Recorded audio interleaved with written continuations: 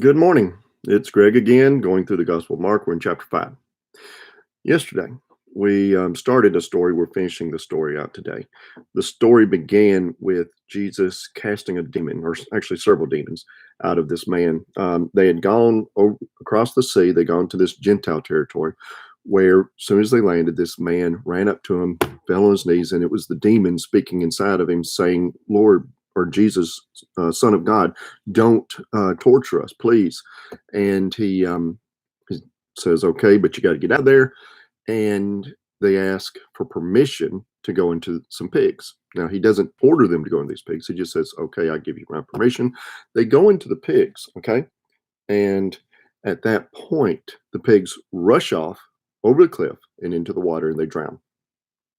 Okay, that was the events of yesterday. Jesus, basically, the gist of it was he healed a man. He cured the man. He cast the demons out of the man um, who had been demon possessed, and then the demons still caused havoc. All right. So today, what we're going to do, we're going to look at the people's reactions. There are four general people, okay, groups of people. All right, that we're going to look at the reactions. It's those who are tending the sheep, the herdsman, you might say, the man who was who that the demons were cast out of. There was the local people um, that were right there in the outlying area. And then there were the people in the outlying region, the countryside further on out. Okay. So we're going to look at how each one of these people, how they reacted to this. Let's read verse 14 through 17 to begin with. Those tending the pigs ran off and reported this in the town and the countryside, and the people went out to see what had happened. When they came to Jesus, they saw the man who had been possessed by the legion of demons sitting there, dressed and in his right mind, and they were afraid. Those who had seen it told the people what had happened to the demon possessed man and told about the pigs as well. Then the people began to plead with Jesus to leave their region. Okay, we see two groups of people here.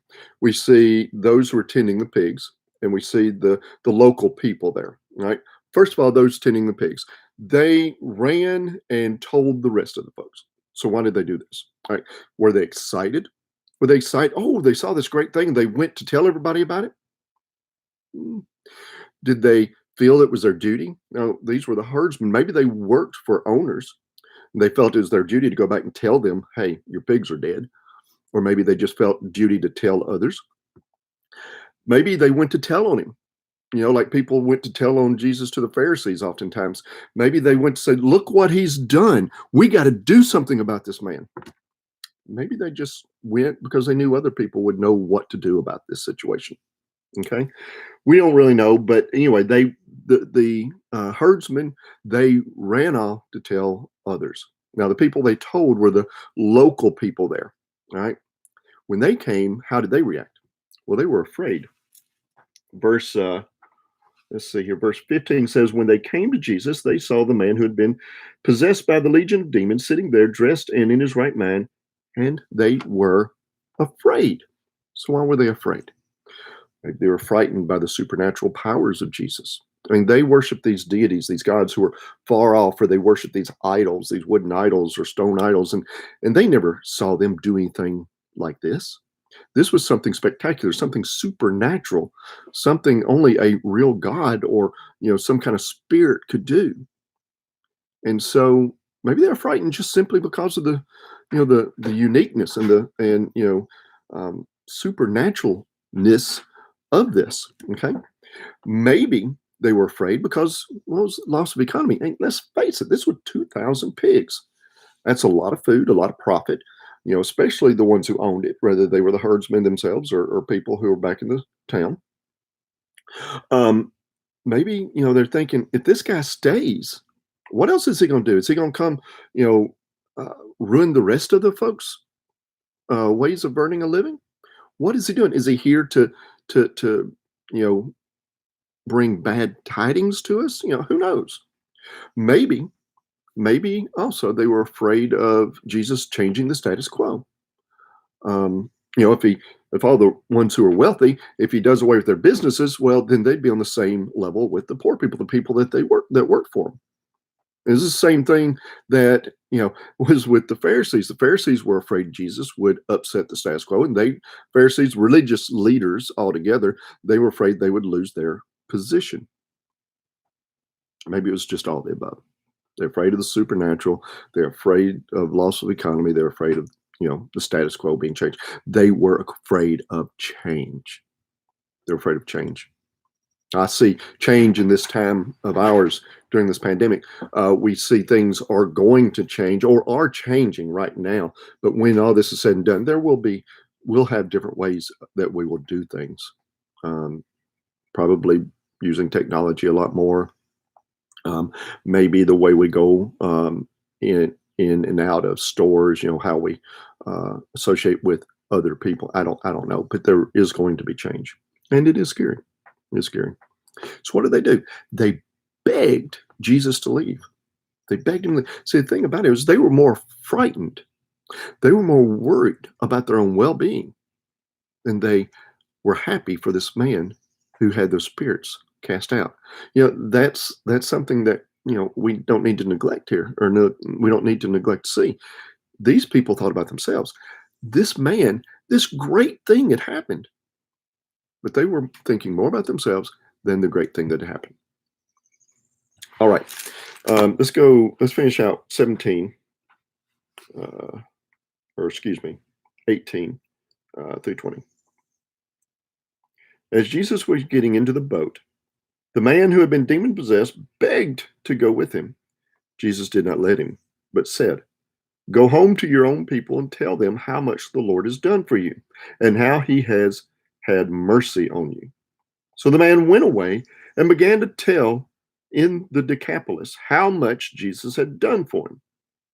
And all the people were amazed. Okay, there's two more groups of people. Actually, there's the man who was demon possessed, who had the demons cast out of him, and then there are the people in the outlying region, not the local people, but people a little bit further away. What about the man who was possessed? Well, he's excited. He's thankful. He wanted to go with Jesus. He said, it says that Jesus getting in the boat, the man who had been demon possessed begged him. Didn't just want to go. He begged to go with him. But then Jesus says, no, no, no, don't. You're not going to come with me. But instead, I want you to go and be my witness. I want you to go out and tell everybody what the Lord has done for you. Didn't say, go and tell what I have done. In other words, he didn't want him to go and say, look what this man did. No, he said, look what the Lord, or at this point, the Jewish God is probably what he was thinking, what the man was thinking, because he knew that Jesus was a Jew, most likely. And in other words, look what this God did, not all these idols that we're worshiping or these faraway gods. No, look what this God did. So he is obedient. Not only was he excited, not only was he thankful, but he was obedient because he went out into the Decapolis. Now, Decapolis, that's 10 cities, and it was this group of cities who had long ago formed an alliance to work together. They all had their own different governing bodies, but they 10 different cities who worked together for protection and for trade purposes, okay, for business purposes. So he went to Decapolis, he went to the outlying area. And this outlying area, it says, were amazed. It says, and all the people were amazed. All the people were amazed. They, this is like telling a story of something that happened, somewhere far away.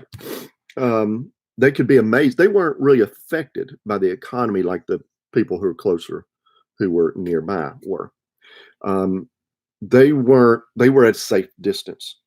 Jesus wasn't coming to them, so they could look at it as a pretty neat story and say, wow, this is something great. This is something they could tell their children. This is something that could become a fable, tradition. It could become some lore. That's where I'm looking for. It could become lore. And they could tell this for years and years to come. Did you know there was a man who came to our area and he cast a demon out? And Not only that, the demons, they went into these pigs, they ran off. It could be a story they could tell. But it didn't happen there, so they were safe. And so they were amazed. They weren't afraid, they were amazed. All right. So we've got those tending the pigs, they ran off to tell people. Had the local people, they were afraid.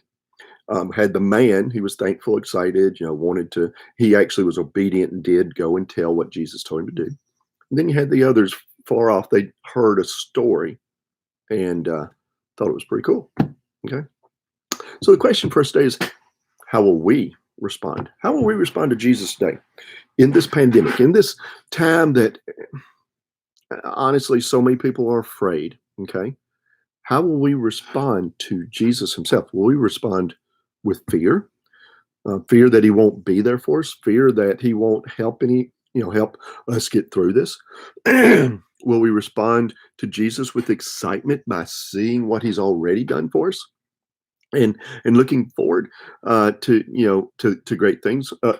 Will we respond with expectancy by looking forward, just waiting to see how he's going to work through all this? Or maybe you'll respond in some other way. But think about that today. In this time of uncertainty, how will you respond to Jesus and how he will or won't work through this, or how you believe he will or won't work through this? I still tend to say God's got this. So don't worry. But take a deeper look inside you today. See just exactly what it is that you believe. And then be safe, enjoy the day, and be blessed.